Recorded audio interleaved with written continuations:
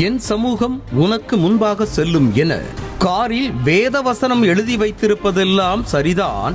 ஆனால் நடு ரோட்டில் தனது காரை நிறுத்திவிட்டு புல் போதையில் தூங்கி சரிந்தால் சக வாகனங்கள் எப்படி செல்வது என்பதே பலரது கேள்வி.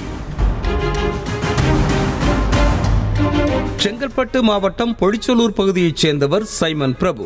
இவர் சென்னை அரும்பாக்கம் 100 அடி சாலையில் TN 85 M9618 என்ற பதிவு எண் கொண்ட மாருதி சுசுகி காரை நடு ரோட்டில் நிறுத்தி அதன் உள்ளே மல்லாக்க படுத்து உறங்க ஆரம்பித்தார். கழுத்தில் வெயிட்டாக தங்க செயின், கையில் பளபளவென தங்க காப்பு, கை விரல்களில் மோதிரங்கள் என நகைகளுக்கு குறைவின்றி அணிந்திருந்த சைமனுக்கு எழுந்து நிற்க முடியாத அளவுக்கு அப்படி ஒரு போதை.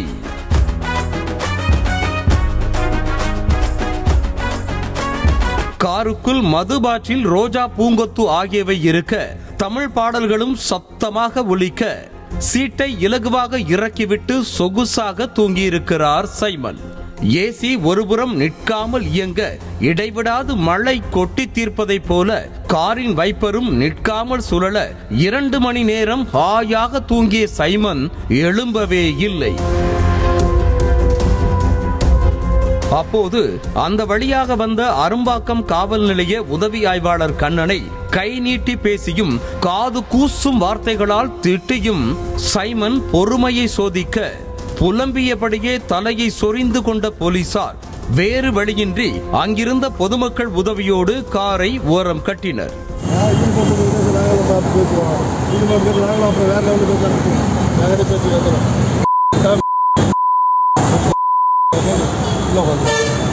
நான் பல சண்டைகளை பார்த்தவன் என வாண்டடாக வம்பிழுத்த அந்த குடிமகன் காவலர்களை ஆபாசமாக பேசி அடாவடியிலும் ஈடுபட்டார்.